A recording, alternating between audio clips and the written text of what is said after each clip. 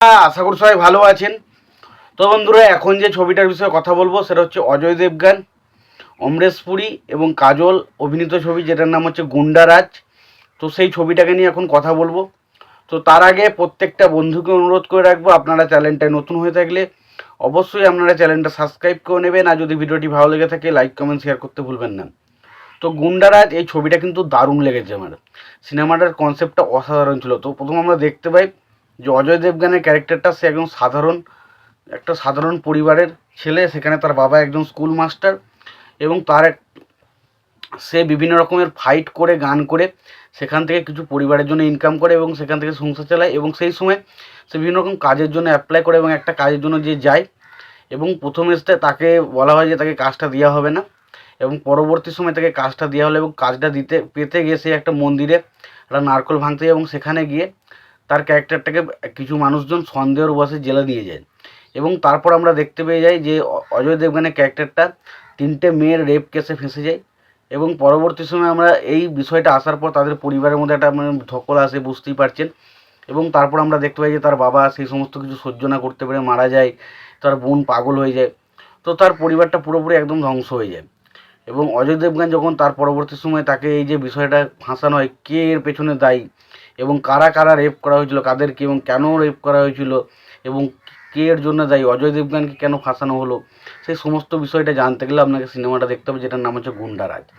তো খুব ভালো একটা সিনেমা। কনসেপ্টটা যখন আমি প্রথমত দেখছিলাম, সেখানে আমার মধ্যেও ডাউট রাখছিল, ভাই কে রয়েছে, কারা অজয় দেবগানকে ফাঁসাতে, অজয় দেবগানের সাথে সম্পর্কটা কী, এবং অজয় দেবগানকে তারা ফাঁসাতে চাইলো কীভাবে। এই জিনিসগুলো কিন্তু মনের মধ্যে একটা প্রশ্ন ছিল।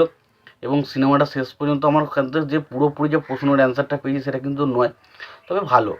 সিনেমার কনসেপ্টটা খুব ভালো। সিনেমাতে মেন অ্যান্টাগনিস্টের ক্যারেক্টার প্লে মোহন যোশী, তার জায়গায় সে যথেষ্ট ভালো কাজ করেছে। এবং এখানে অমরেশ পুরী একজন পুলিশ ইন্সপেক্টর কাজ করেছে, সে একজন সৎ পুলিশ ইন্সপেক্টর, সেই ক্যারেক্টারটা সে প্লে করেছে। এই সিনেমাটা নিয়ে কথা বলি ছোট্ট করে। দেখুন, এই সিনেমাটার পরিচালক হচ্ছেন গুড্ডু ধানোয়া, ছবিটা লিখেছেন হচ্ছে আনিস বাজমি। আনিস বাজমি কিন্তু ভালো ভালো সিনেমা লেখেন, গল্প লিখতেন একটা সময়।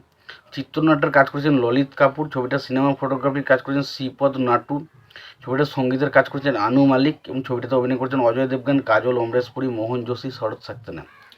তো এবার আসি ছবিটার গান নিয়ে।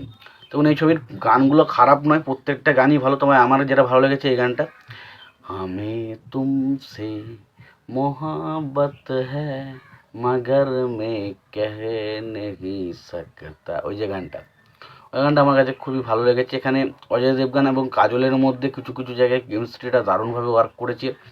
ছবির গল্প বা কনসেপ্টটা খুব ভালো ছিল, এবং দারুণভাবে ছবিটাকে প্রেজেন্ট করা হয়েছে। ছবির স্ক্রিন প্লে খুব ভালো, টাইট, ফলে আপনাকে কোনো জায়গাতেই ছবিটা বোরিং করে না। ছবিতে অ্যাকশন রয়েছে কিন্তু খুব অল্প হলো, অ্যাকশনগুলো বেশ ভালো। এবং ওভারঅল সিনেমাটা কিন্তু আমার কাছে বেশ এন্টারটেন করতে পেরেছে আমাকে। ছবিটা আমি কিন্তু বেশ মজা পেয়েছি দেখে। তোমাদের কেমন লেগেছে ছবিটা জানিও। তোমাদের যদি ভিডিওটি ভালো লেগে থাকে লাইক কমেন্ট শেয়ার করে দিও। চ্যানেলটা নতুন হয়ে থাকলে অবশ্যই তোমরা চ্যানেলটা সাবস্ক্রাইব করে নিয়ে পাশে বেল আইকনটা অবশ্যই প্রেস করে দিও। ভালো থেকো, সুস্থ থেকো, দেখা হচ্ছে পরে ভিডিওতে।